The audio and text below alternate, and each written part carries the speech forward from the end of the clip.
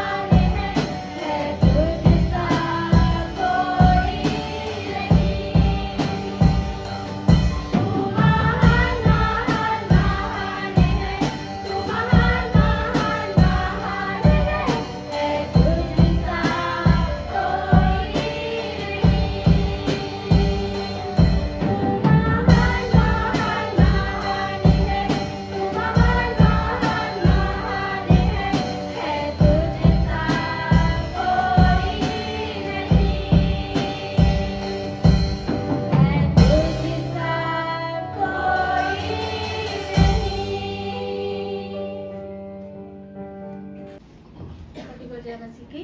जय मसीह। मैं प्रभु का लाखों लाख बार धन्यवाद देना चाहूँगी। मैं बहुत टाइम से, जब से मैं अपने घर से आई थी शादी होकर, जब से मैं वहाँ टूटा बिखरा पड़ा था सब कुछ, क्योंकि उनका कोई अगुआ नहीं था। मैं ये दुआ कर रही थी कि खुदा बाप वहीं से कोई खड़ा होने पाए। निरंतर मैं प्रार्थना में थी, दुआ में थी। जब मैं घर की स्थिति, बाहर की स्थिति सुनती थी तो मुझे बहुत पीड़ा होती थी कि खुदा कहीं ना कहीं तू खड़ा कर, किसी को खड़ा कर, चाहे हमारे द्वारा हो, किसी के द्वारा हो, प्रभु खड़ा करे। मगर प्रभु का धन्यवाद हो, इस वर्ष मैं आई वहाँ और बहुत दुखी मन से थी। पास्टर जी से मैंने बात करी, पास्टर जी ने बोला चिंता मत करो, प्रभु इंतजाम करेगा। और अगले संडे हम प्रभु की सेवा में करने जा रहे हैं। आप सब लोग दुआ करें कि प्रभु का काम आप प्रकट होने पाए और प्रभु की महिमा होने पाए। सभी को जय मसीह की। मैं भी परमेश्वर का धन्यवाद करना चाहूँगी। कल जब वुमेन्स संडे था तो प्रैक्टिस में आना था, तो मैं नहीं आ पा रही थी क्योंकि मेरे पास टाइम भी नहीं था। लेकिन ध्रुव मुझे लेकर आया एंड काम भी कराया। मैं तो मम्मी आप जल्दी जल्दी चलो। तो मैं जब भवन में आई तब ये गवाही में कहा प्रभु माँ बाप बच्चों को खींचते हैं, लेकिन परमेश्वर का धन्यवाद वो बच्चे माँ बाप को खींच खींच के ला रहे हैं। मैं परमेश्वर का धन्यवाद करती हूँ। वो बोला काम तो होता रहेगा मम्मी, चलो चलो चलो। और मैं परमेश्वर का धन्यवाद करती हूँ कि परमेश्वर हमें इतने अच्छे बच्चों से ब्लेस कर रहे हैं। और इस समय परमेश्वर की दासी को, सिस्टर कमलेश को मैं जोरदार तालियों से बुलाना चाहूंगी। जोरदार तालियां हो जाएंगी।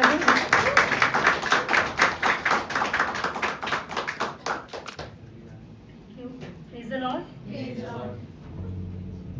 Praise the lord. सच में आज ठंड बहुत ज्यादा है तो आवाज नहीं निकल रही है। Praise the Lord. मेरा गला बहुत खराब है और खांसी भी है, तो क्षमा कीजिएगा अगर बीच में कुछ होता है। और लेकिन मैं प्रार्थना करती हूँ कि ऐसा कुछ नहीं होगा। और हम सब एक हैं, परिवार है, तो सब चलता है। हालेलुया। मेरे साथ निकालेंगे लूका रचित सुसमाचार,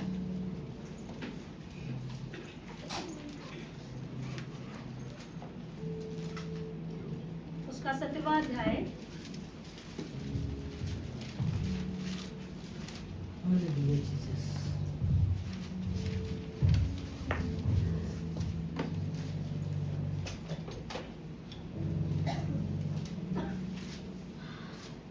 कोई पढ़ेगा मेरे साथ मेरे लिए? वर्ष लूका रचित सुसमाचार 17वां अध्याय वचन 11 से 19 तक पढ़ेंगे। चलो मैं पढ़ देती हूँ।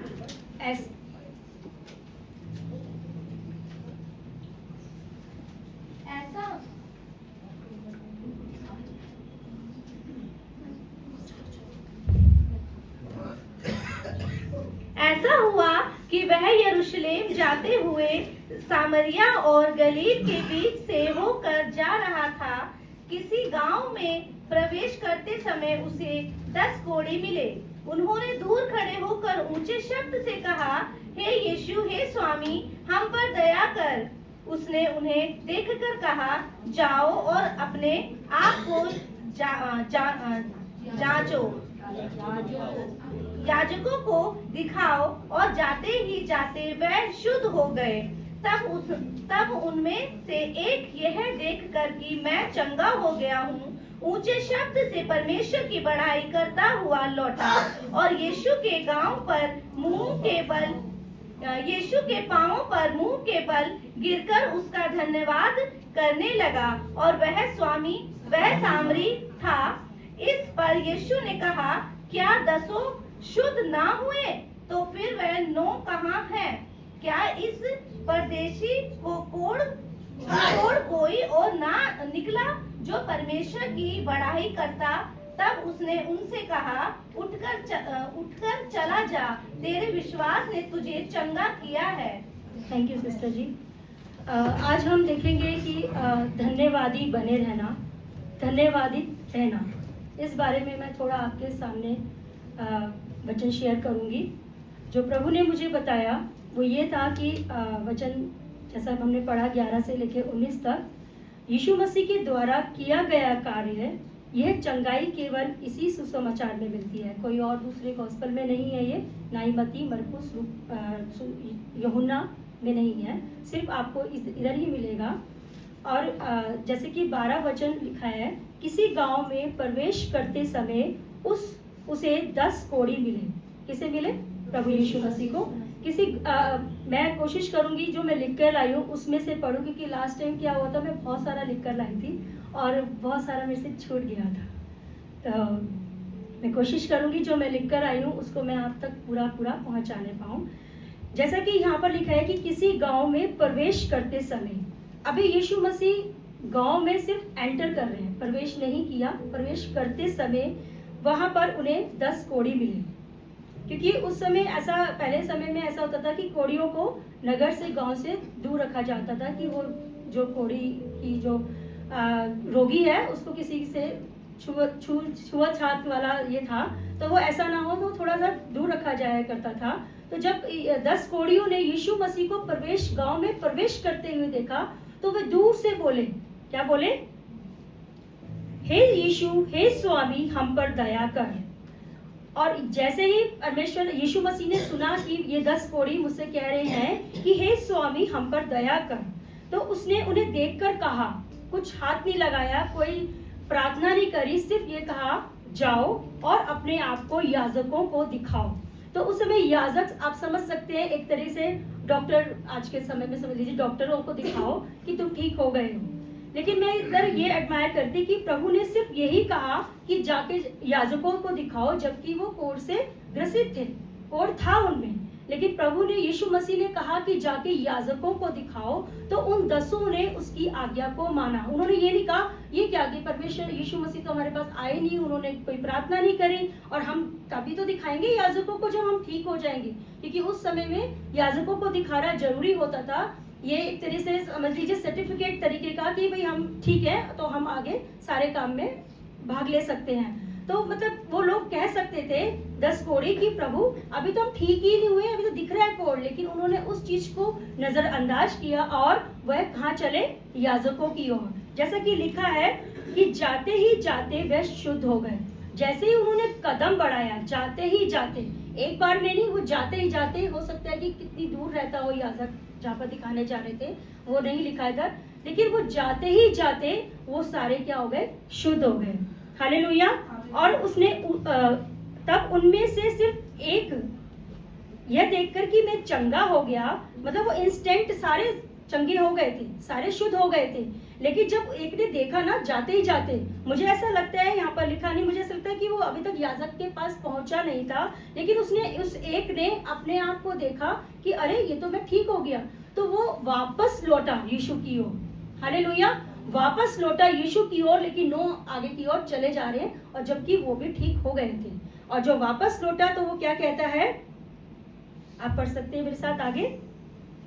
तब उनमें से एक, यह देखकर कि मैं चंगा हो गया हूँ, ऊंचे शब्द से परमेश्वर की बड़ाई करता हुआ लौटा और यीशु के पांवों पर मुंह के बल गिरकर उसका धन्यवाद कर रहा था। धन्यवाद किया उसने ऊंचे शब्द से, ऊंचे चिल्ला के बोल रहा होगा कि यीशु मैं ठीक हो गया, यीशु मैं ठीक हो गया, आपने मुझे चंगाई दी। हालेलुया। जबकि वो सामरी था, सामरी, जैसे सामरी स्त्री के बारे में आप जानते हो, उस समय उन लोगों को थोड़ा मतलब नाता नहीं रखते थे वो लोग। वो सामरी था, उसके बावजूद भी वो यीशु के कदमों में आ गया, पांवों में गिरकर ऊंचे ऊंचे शब्द से और बड़ाई करने लगा, आराधना करने लगा कि यीशु मैं ठीक हो गया, आपका धन्यवाद हो। हालेलुया। तब यीशु मसीह ने बोला, अरे वो 9 भी तो ठीक हुए थे, वो कहाँ है? तो वो वापस नहीं आए, लेकिन ये जो एक है ना, वो आगे तक शुद्ध के साथ वो चंगाई तक, लिखा है कि उसने उससे कहा, उठकर चला जा, तेरे विश्वास ने तुझे चंगा किया। मतलब पूछता है कि क्या इस परदेशी के अलावा कोई और नहीं था? उन 9 नहीं थे कि जो वो वापस आके परमेश्वर का धन्यवाद करते, उसकी आराधना स्तुति करते? लेकिन यहाँ पर एक ही बस उसके पास आया जो धन्यवाद करने के लिए। यीशु द्वारा चंगा किए गए उन कोढ़ियों में से केवल एक ही धन्यवाद करने लौटा। जब चंगाई मिले तो स्तुति और आराधना के साथ धन्यवाद व्यक्त करो। उन लोग जैसे मतलब जो गैर मसीह हैं वो लोग भी करते हैं ऐसे। इसी प्रकार से वो लोग ये सोचते हैं कि हमें चंगाई मिली चर्च के द्वारा, पास्टर के द्वारा, तो हम एक एसी भेजते हैं, है ना, हम कुछ दरवाजा लगा देते हैं या हम कोई डोनेशन दे देते हैं, लेकिन वो प्रभु यीशु मसीह के पीछे नहीं चलते। हालेलुया। और ये धन्यवाद देने का तरीका ठीक नहीं है। आइए थैंक्स करें और थैंकफुल रहें। धन्यवाद जैसा भजन संहिता बोलता है, भजन संहिता में लिखा है 50वां अध्याय उसका 23, धन्यवाद के बलिदान का चढ़ाने वाला मेरी महिमा करता है। 14 में भी लिखा है परमेश्वर को धन्यवाद ही का बलिदान चढ़ा। हालेलुया। मेरे साथ निकालेंगे दूसरा राजाओं उसका 5वां अध्याय।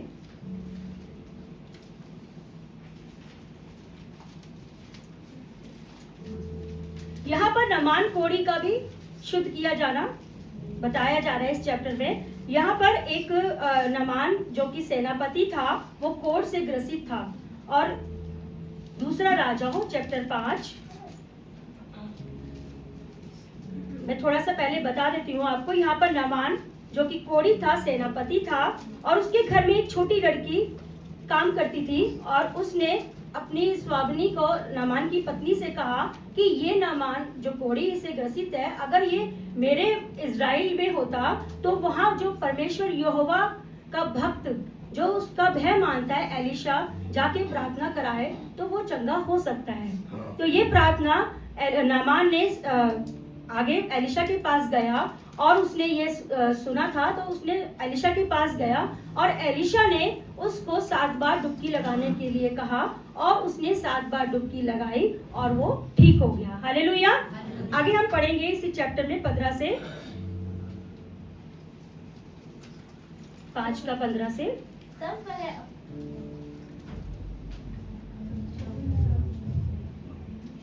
वह अपने सब दल बल समेत परमेश्वर के भक्त के यहाँ लौट आया और उसने और उसके सम्मुख खड़ा होकर कहने लगा, सुन, अब मैंने जान लिया है कि समस्त पृथ्वी में इस्राएल को छोड़ और कहीं परमेश्वर नहीं है, इसलिए अब अपने दास की भेंट ग्रहण कर। हाँ जी, यहाँ पर क्या हुआ कि नामान ठीक हो गया तो वो एलिशा के पास आया और कहता है कि ये मैं जान गया कि इज़राइल को छोड़ और कोई परमेश्वर नहीं है, इसलिए आप अपने दास की भेंट ग्रहण कर, जैसा कि वचन में लिखा है। एलिशा ने तब नामान ने कहा, अच्छा, उस एलिशा ने उस भेंट को स्वीकार करने से मना कर दिया।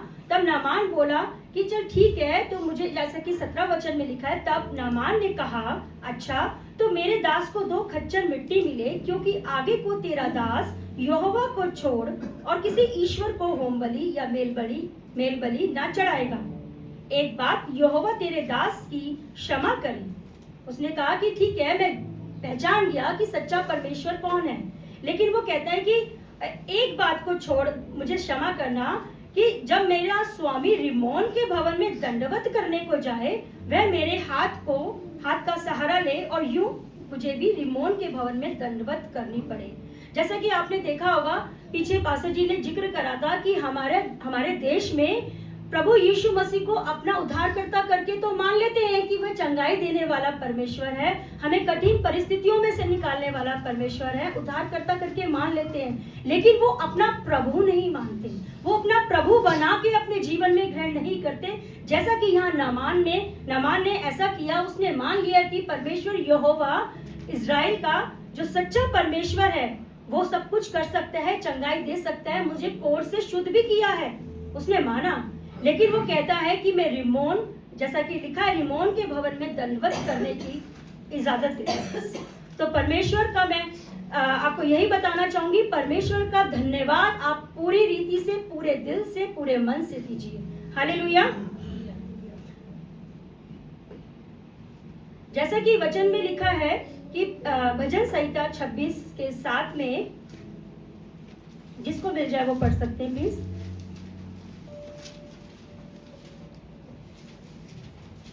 ताकि तेरा घराना ऊंचे शब्द से करूं और तेरे सब आश्चर्य कर्मों का वर्णन करूं। हाँ जी, यहाँ पर लिखा है कि तेरा धन्यवाद ऊंचे शब्द से करूं और सारे आश्चर्य कर्मों का मैं वर्णन करूं। दाऊद भजन लिखता है इस प्रकार से, यीशु ने मुझे चंगाई दी। ऐसा हम बोल सकते हैं कि यीशु मसीह ने हमें चंगाई दी। जैसे कि आप देख सकते हैं कि लाल समुद्र को 2 भागों में बांट दिया। जिस समय में मैं मरने पर था, पीछे फिरौन की सेना और आगे लाल समुद्र था। ये उसी प्रकार से कि पीछे खाई और आगे कुआं। तो जब समझ नहीं आ रहा कि मैं क्या करूं, कौन मतलब परिस्थितियां बिल्कुल विपरीत हैं, तो मूसा की तरह अपने हाथों को उठाओ और ऊंचे शब्द से परमेश्वर का धन्यवाद करो, तो वो लाल समुद्र भी 2 भागों में बढ़ जाएगा। हालेलुया। और आप सूखे में निकल के बाहर हो सकते हैं, उस कठिन परिस्थितियों में भी बाहर हो सकते हैं। तब आप ये नहीं कहेंगे कि पीछे कुआं और आगे खाई। Hallelujah, praise the Lord. तो परमेश्वर आपको रास्ता दिखाएंगे। जिस प्रकार से ये वाला कोड़ी जो मरकुस निकालेंगे, रचित सुसमाचार उसका अध्याय 1।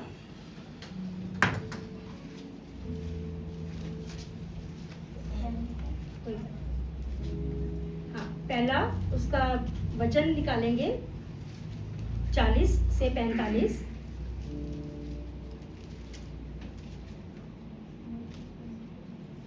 पहला अध्याय उसका 40 से 45। एक कोढ़ी उसके पास आया, उसने विनती की और उसके सामने घुटने टेक कर उससे कहा, यदि तू चाहे तो मुझे शुद्ध कर सकता है। उसने उस पर तरस खाकर हाथ बढ़ाया और उसे छू कर कहा, मैं चाहता हूँ तू शुद्ध हो जा। और तुरंत उसका कोढ़ जाता रहा और वह शुद्ध हो गया। तब उसने उसे चिताकर तुरंत विदा किया और उससे कहा, देख किसी से कुछ मत कहना, परंतु जाकर अपने आप को याजकों को दिखा और अपने शुद्ध होने के विषय में जो कुछ मूसा ने ठहराया है उसे भेंट चढ़ा कि उस पर गवाही हो। परंतु वह बाहर जाकर इस बात का बहुत प्रचार करने और यहाँ तक फैलाने लगा कि यीशु फिर खुला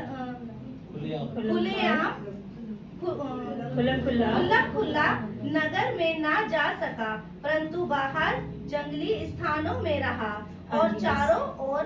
बस, थैंक यू सिस्टर जी। यहाँ पर एक कोढ़ का फिर से जिक्र है, कोढ़ी का। तो यहाँ पर परमेश्वर ने, यीशु मसीह ने उसे छुआ और चंगा करा। लेकिन परमेश्वर ने, यीशु मसीह ने उसे साथ में यह भी बोला कि तू किसी को मत कहना, परंतु जाकर अपने आप को याजक को दिखा। लेकिन उसने क्या ऐसा किया? नहीं। उसने क्या करा? वो बाहर गया, भाग कर गया, क्योंकि उसे जो कोढ़ है वो बहुत बुरी दशा वाला रोग है। तो उसने देखा कि मैं चंगा हो गया, और यीशु मसीह कह रहे हैं कि तू किसी को बोलना मत। ऐसा तो मैं कर नहीं सकता, क्योंकि वो जब चंगाई मिलती है ना, जब हमें कुछ प्राप्त होता है प्रभु यीशु मसीह से, तो हम बिना बोले या बिना उछले हुए हम रह नहीं सकते। हालेलुया।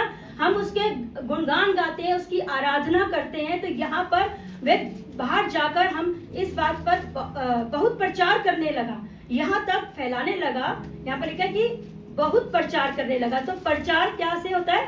धीमी आवाज में नहीं, जोर जोर से चिल्ला चिल्ला के होता है कि यीशु मसीह ने मुझे चंगाई दी है। हालेलुया। यीशु मसीह ने मुझे चंगा किया। मैं कोढ़ी था, मैं कोढ़ से रोग में ग्रसित था, लेकिन परमेश्वर यीशु मसीह ने मुझे छुआ और मुझे चंगाई दी। हालेलुया।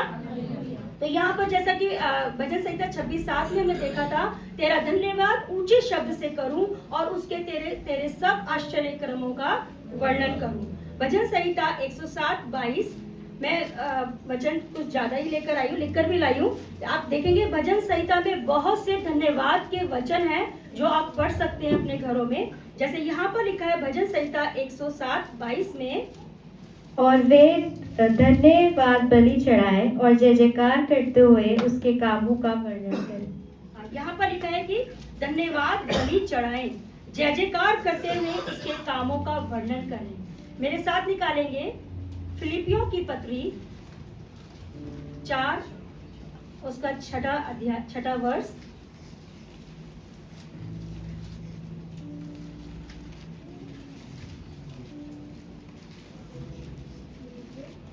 4:6। किसी भी बात की चिंता मत करो, परंतु हर एक बात में तुम्हारे निवेदन, प्रार्थना और विनती के द्वारा धन्यवाद के साथ परमेश्वर के सम्मुख उपस्थित किए जाएं। हाँ जी, यहाँ पर लिखा है कि हर एक बात में तुम्हारे निवेदन, विनती, प्रार्थना, मतलब हम जब ये प्रार्थना और विनती निवेदन परमेश्वर के सामने करते हैं तो यहाँ पर बीच में मुझे लगा ये धन्यवाद के साथ क्यों लिखा। सीधा ये भी लिखा जा सकता था कि हर एक बात में तुम्हारे निवेदन, प्रार्थना और विनती परमेश्वर के सम्मुख उपस्थित किए जाएं। लेकिन यहाँ पर परमेश्वर का वचन बताता है कि धन्यवाद के साथ, धन्यवाद करो कि जो हम विनती कर रहे हैं यीशु मसीह से, जो हम प्रार्थना कर रहे हैं, जो निवेदन कर रहे हैं, वो हमारे लिए हो गया है। हालेलुया। तो पहले से ही आप धन्यवाद के साथ परमेश्वर के सम्मुख उपस्थित करें। हालेलुया।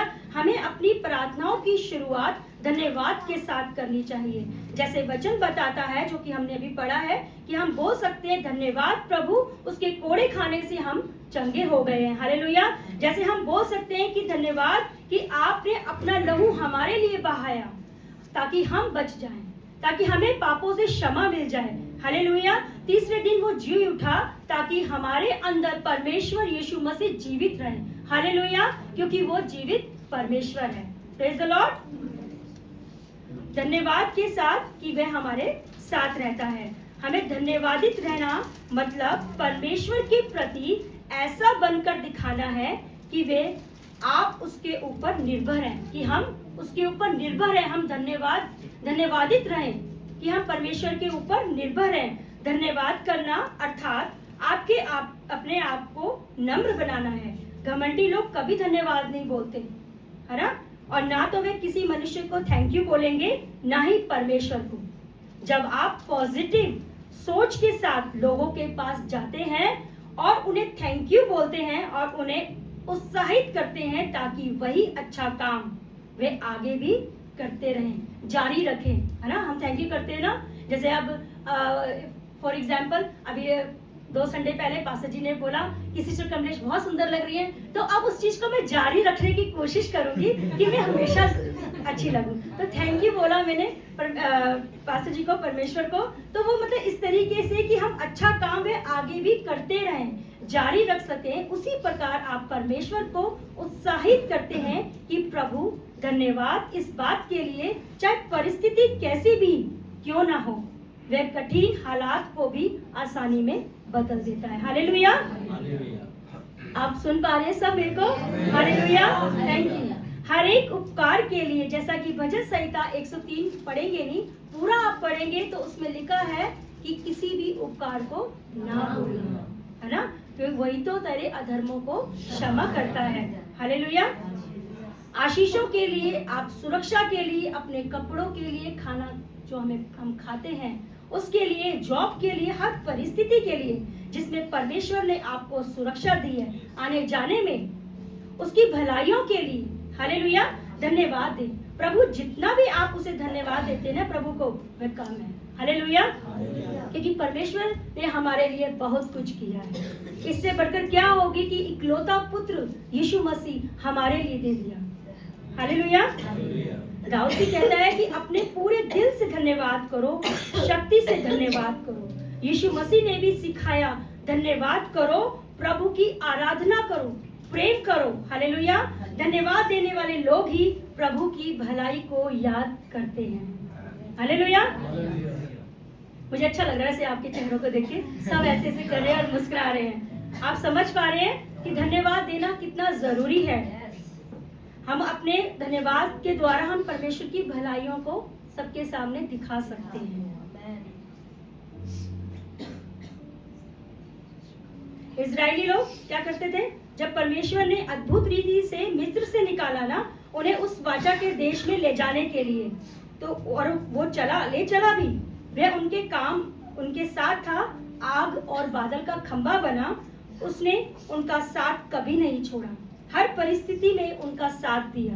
फिर भी इजरायली लोग परमेश्वर और मूसा पर कुड़कुड़ाते रहते थे, समय समय पर कुड़कुड़ाते रहते थे। और देखिए सिर्फ 2 को छोड़कर ना कोई उस,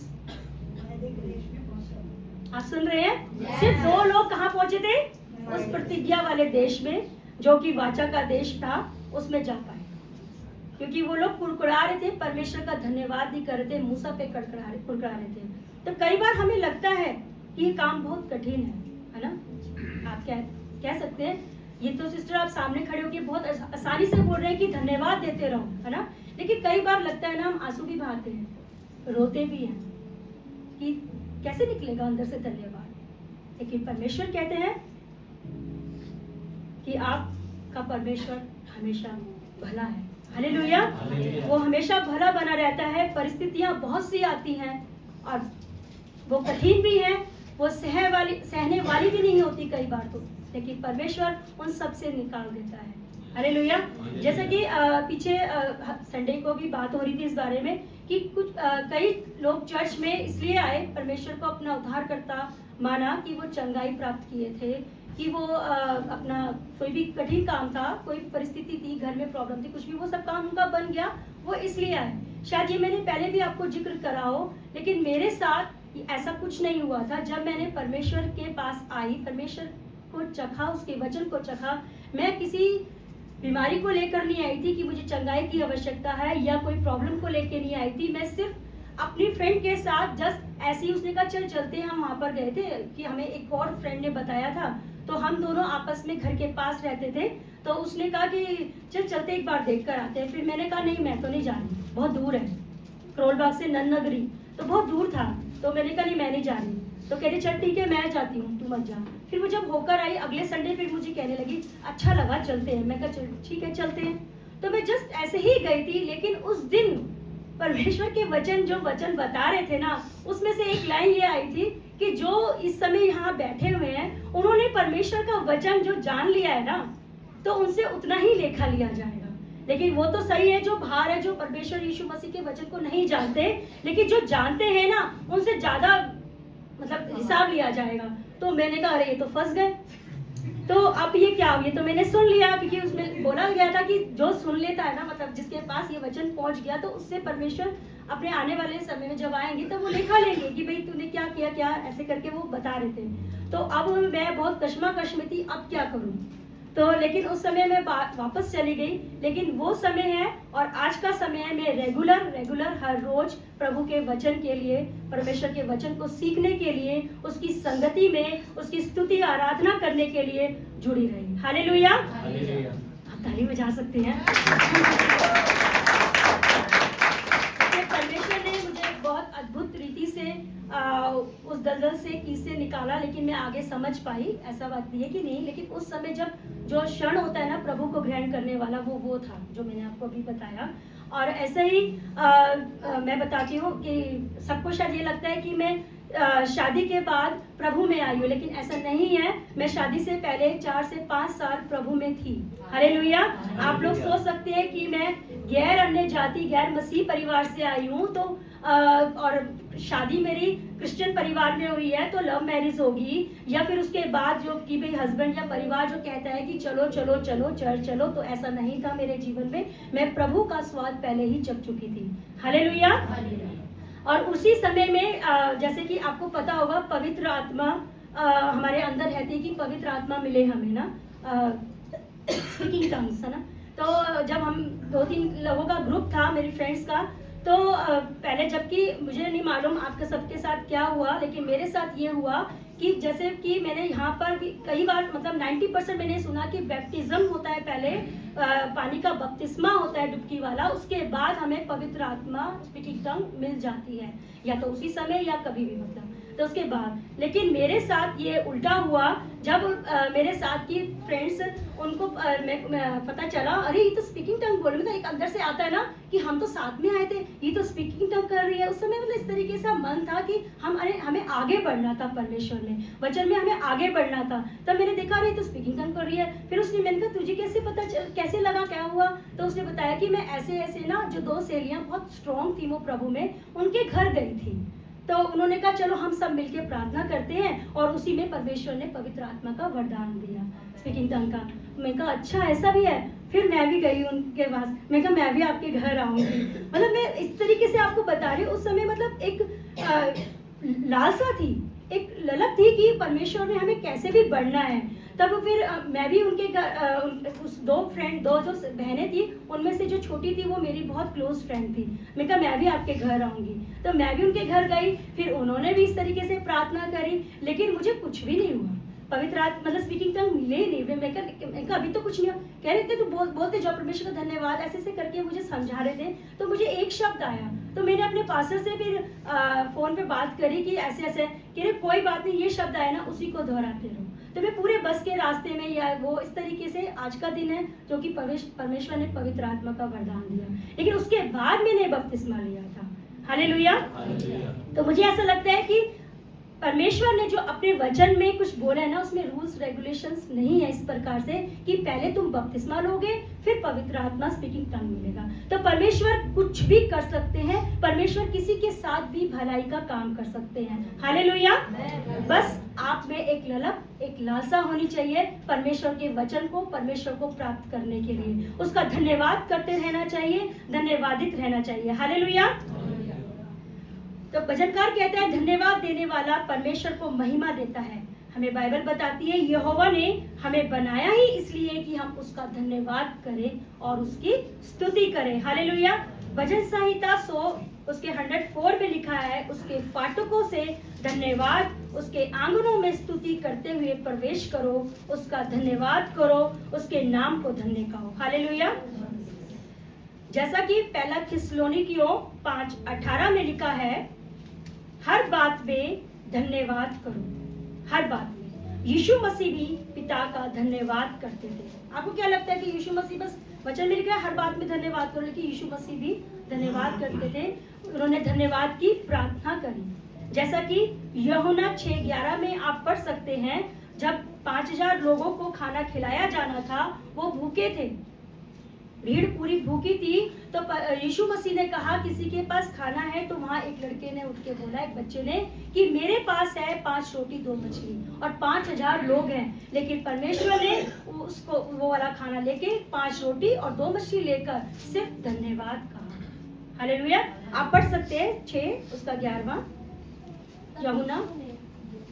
तब यीशु ने रोटियां ली और धन्यवाद करके बैठने वालों को बांट दी, और वैसे ही मछलियां में से जितनी वे चाहते थे बांट दिया। हाँ जी। यहाँ पर धन्यवाद के साथ परमेश्वर के सम्मुख का है। तो क्या 2 रोटी में 5 रोटी के आप कितने हिस्से करोगे जो 5000 लोगों के लिए? मतलब एक रोटी में से 1000। मेरे ख्याल से हम बना के कितनी भी बड़ी बना लेंगे, उसमें से कैसे 1000 टुकड़े करेंगे ना। तभी तो 5 रोटी में से 5000 बनेंगे। एक बार करके देखिएगा घर में। लेकिन हो मैं सोचती नहीं होगा, 1000 टुकड़े तो नहीं होंगे। गिनने में भी आपको लगेगा 700, 800, 600 ऐसे करते रहेंगे। लेकिन परमेश्वर ने, सिर्फ यीशु मसीह ने धन्यवाद के साथ वो रोटी ली और वो चमत्कार पूरे 5000 रोटियां उनमें बांटी। और लिखा है आगे वचन में कि कुछ बच भी गई। हालेलुया। जैसे कि यूहन्ना 11 अध्याय 11 41-41 में लिखा है, 41 यूहन्ना 11 उसका 41। तब उन्होंने उस पत्थर को हटाया। यीशु ने आंखें उठाकर कहा, हे पिता, मैं तेरा धन्यवाद करता हूँ कि तूने मेरी सुन ली है।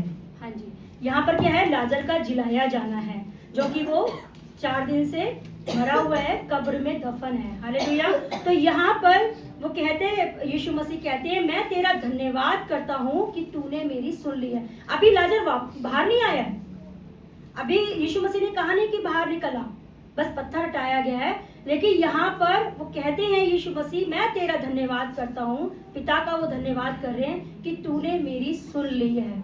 वो जो इम्पॉसिबल काम है ना सामने, 4 दिन का मुर्दा, उसके लिए सिर्फ परमेश्वर यीशु मसीह क्या कह रहे हैं, तेरा धन्यवाद। और बड़े शब्द से पुकार के बोला, हे लाजर निकल आ।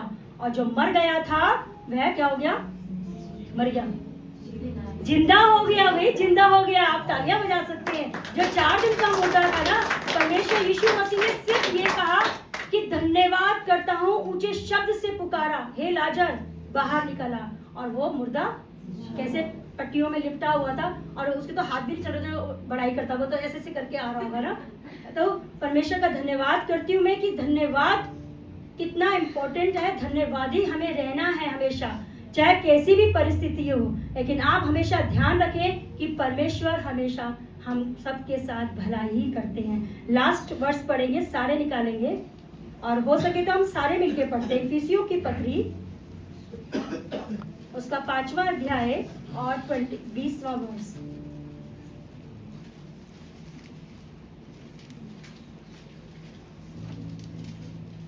निकालिए सबने,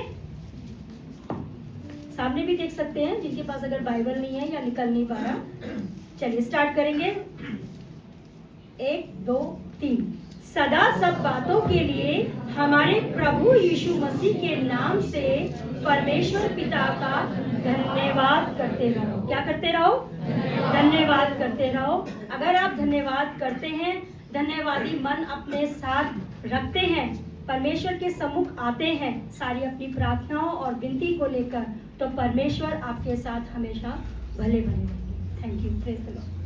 मैं पास्टर जी को धन्यवाद करता हूं।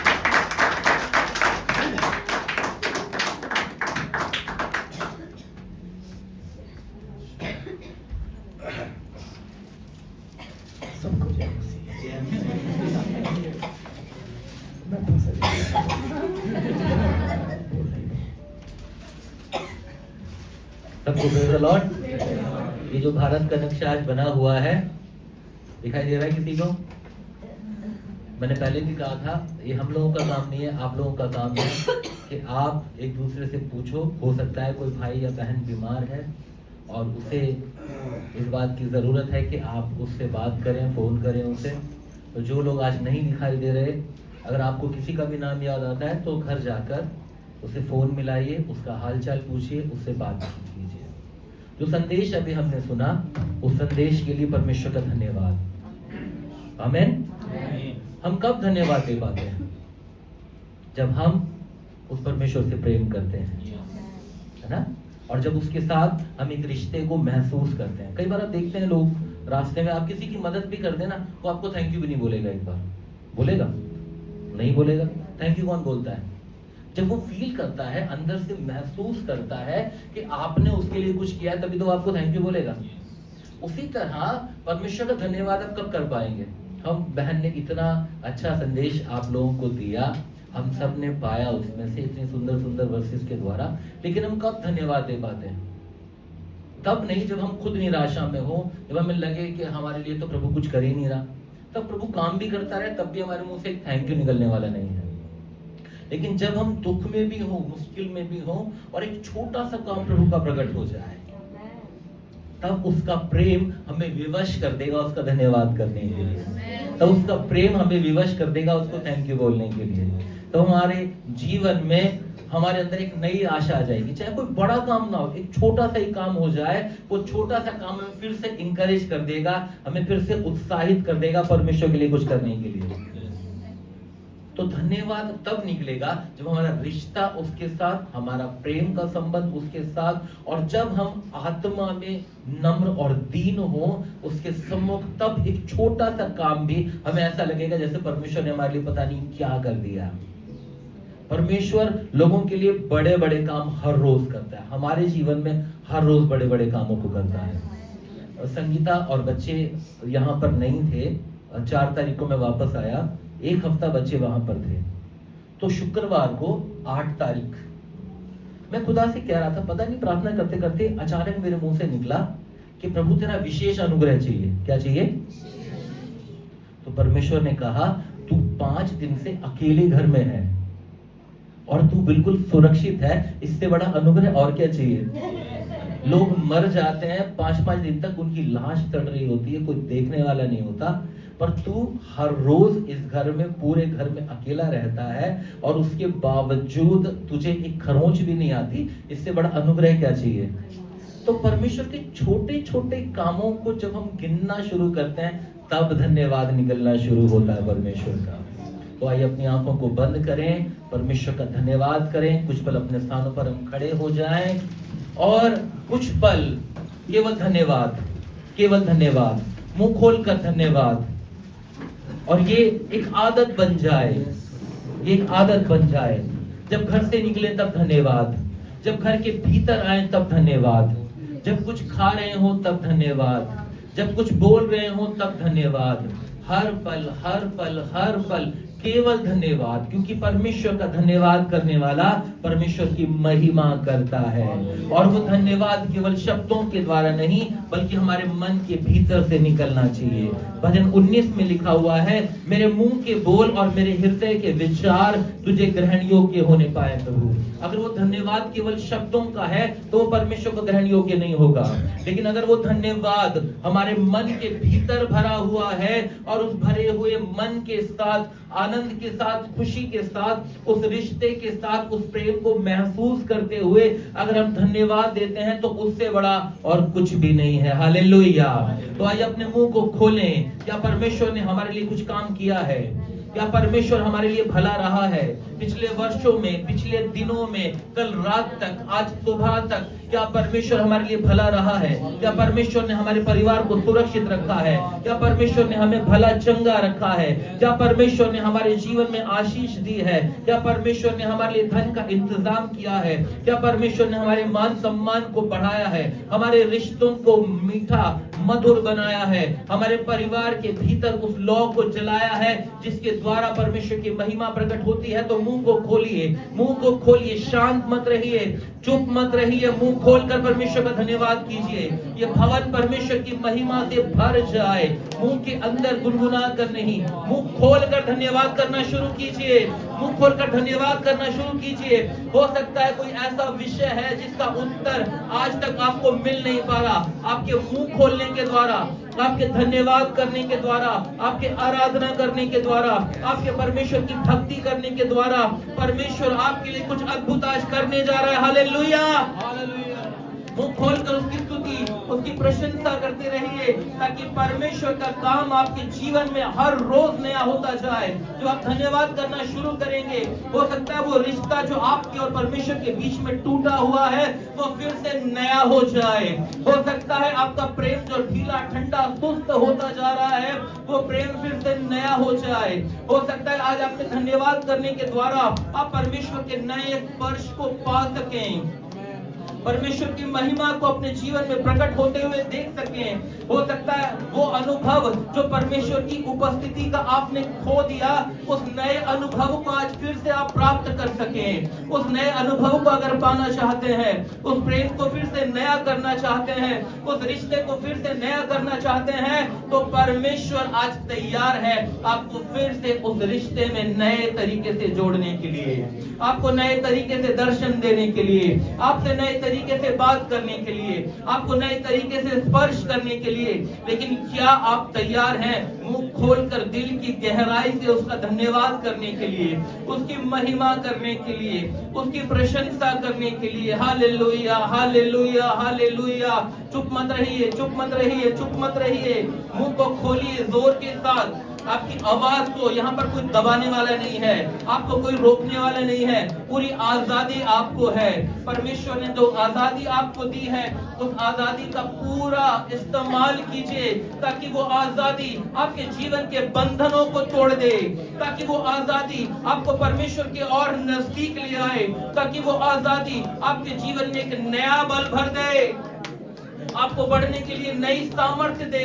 हो सकता है आज आप ये महसूस कर रहे हैं कि आगे चलना बढ़ना बड़ा मुश्किल हो गया है। शायद आपको लग रहा है कि जीवन में आगे बढ़ने के लिए कोई रास्ता नहीं बचा, अब कुछ हो नहीं सकता, कितने समय बीत गया। तो आज परमेश्वर एक नए तरीके से आपको छूकर, आपका हाथ थामकर, आपके लिए नए द्वारों को खोलकर आपको आगे ले जाने के लिए तैयार है। उखमना बारा शखना दिहारा बाशोको रमना बारी हाथ तारा जीराना रबा नमारा हशखो रहत तरी दिराना बला वंद बशरी दिराना रबा शखमना दिहर रखा रूखा बारा शंघला रबा हो रहा बशखना दहरा रबा। जरूरी नहीं है कि कोई हमें उत्साहित करे, कोई हमसे कहे कि हम धन्यवाद दें, कोई हमसे कहे कि अपने प्रेम को नया कीजिए। केवल इस जीवन में नहीं, इस जीवन के उस पार भी अगर कुछ चाहेगा तो केवल ये है कि हमारा प्रेम, हमारा रिश्ता उसके साथ कैसा है, वही हमें इस जीवन से उस अनंत जीवन तक प्रवेश कराएगा। हम कितने पढ़े लिखे हैं, हम कितने वर्षों से चर्च जा रहे हैं, हम सेवा में क्या कर रहे हैं, वो हमें स्वर्ग ले जाने वाला, परमेश्वर की उपस्थिति में ले जाने वाला नहीं है। पर हमारा रिश्ता, हमारा प्रेम, हमारा धन्यवादी हृदय, हमारे मन की स्तुति, हमारी प्रशंसा, केवल ये ही हमें परमेश्वर की उपस्थिति में ले जा सकते हैं। हो खाना बारी खारी खारा शाखाला नखारी हस्त खूब न बारस खारी माना बारा बारा बारा बारा। हे स्वामी, हम पर दया कर प्रभु, हम पर दया कर प्रभु। जिस तरह उन कोड़ियों ने कहा प्रभु हम पर दया कर, हम भी आज तुझसे कहते हैं एक और बार हम पर दया कर प्रभु। हमने बार बार कठोरता दिखाई है प्रभु, हमारा मन कठोर हो गया है परमेश्वर, हमारा रिश्ता आपके साथ कमजोर हो गया है प्रभु, हमारा धन्यवाद देना कम हो गया है प्रभु, हमारा तेरी महिमा करना कम हो गया है प्रभु, क्योंकि हम इस दुनिया के दौड़ भाग में उलझ गए हैं परमेश्वर। आज एक नया स्पर्श हमें दे प्रभु, एक नया आलिंगन हमें दे प्रभु, तेरे सीने से लगकर, तेरे हाथ का स्पर्श पाकर हम फिर से नए हो जाएं प्रभु, हमें फिर से नई सामर्थ, नई जान आ जाए प्रभु, हम आत्मा में अपने आप को फिर से जीवित महसूस कर सकें प्रभु, हम तेरे प्रेम को अपने भीतर महसूस कर सकें प्रभु, हम तेरे लिए कुछ करने के लिए तैयार हो जाएं प्रभु, हम हर पल हर वक्त तेरे धन्यवाद के लिए अपने आप को पेश करने पाए प्रभु, हर पल हमारे भीतर से तेरे धन्यवाद और स्तुति की वो सुगंध महकने पाए प्रभु, जो पिता तेरे नथनों को, तेरे श्वास को प्रभु महका सके परमेश्वर। हमारे जीवन से हर पल वो प्रार्थना उठने पाए प्रभु जो तुझे प्रसन्न कर सके पिता राजा।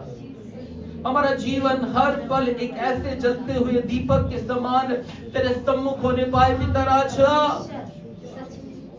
जिसमें पवित्र आत्मा आपका तेल निरंतर चलता रहे और हम जब तक इस जीवन में हैं एक जलते हुए दीपक के समान तेरे लिए प्रकाश का काम कर सके पिता राजा।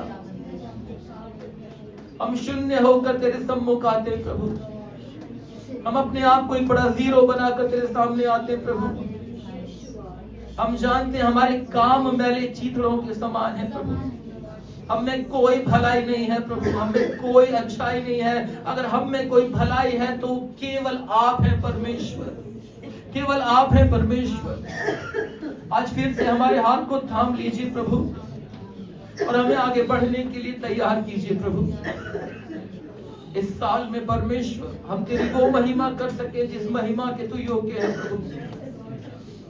हमारा जीवन दूसरों के लिए वो गवाही बन जाए जहां हम लोगों को परमेश्वर तेरे समीप ला सके प्रभु। हमारे कैरेक्टर के अंदर, हमारे चरित्र के अंदर प्रभु उन खूबियों को दे परमेश्वर जिसके द्वारा लोग तेरा धन्यवाद करने पाए। हमें देखकर खुद लोग तेरा धन्यवाद करने पाए, हमें देखकर लोग तेरी स्तुति करने पाए प्रभु, हमें देखकर लोग परमेश्वर तेरे नजदीक आने पाए प्रभु। हमारे परिवारों को तैयार कर परमेश्वर। हम विनती करते हैं उन भाइयों और बहनों के लिए प्रभु जो आज अपने आप को कहीं ना कहीं इंगेज करके रखे प्रभु, कहीं और है या बिस्तर में है,